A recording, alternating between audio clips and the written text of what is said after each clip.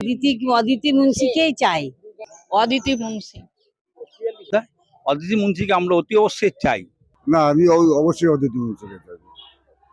কি কি করেছে দিদি? ঘরে এসে পার্টির লোকদেরকে দিয়ে চাল ডাল করোনার সময় সবকিছুই পেয়েছি, কোনো অভাব হয়নি। এসআইআর এর ফর্ম ফিলআপ থেকে শুরু করে হ্যাঁ সবকিছুই পেয়েছি, বললাম যে সবকিছু পেয়েছি দিদির কাছে।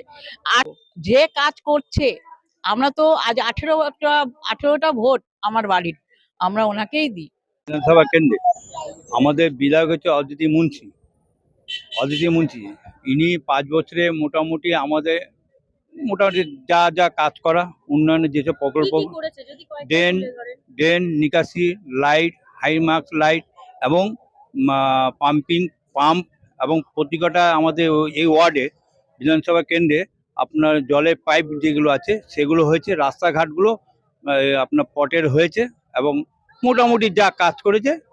আমরা বর্তমানে যে মুখ্যমন্ত্রী আছে মমতা বন্দ্যোপাধ্যায়, অদিতি মুন্সিকে আমরা অতি অবশ্যই চাই।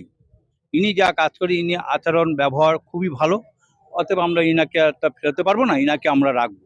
কাজ করবে, কাজ করেছেও। কি কি কাজ করেছে? সব রাস্তাঘাট সবকিছু সব ভালো করছে, কলে জল দিচ্ছে, সবকিছু স্কুল টিস্কুল সব ভালো করছে, টাকা পয়সা সবকিছু দিচ্ছে। আপনারা লক্ষ্মী ভান্ডার? হ্যাঁ, লক্ষ্মী ভান্ডার পায়। এই যে অদিতি মুন্সিকেই আবার আমরা চাই।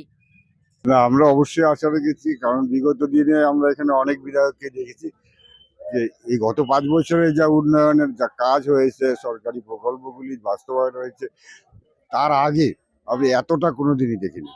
এটা সত্যি কথা, যার জন্য আমরা এবারও পরবর্তীতে আবার চাই তাকে। যদি আপনাকে বলতে বলে যে প্রার্থী হিসেবে কাকে চাইছেন, আপনি কাকে চাইবেন? না, আমি অবশ্যই অদিতি মুন্সিকে চাই।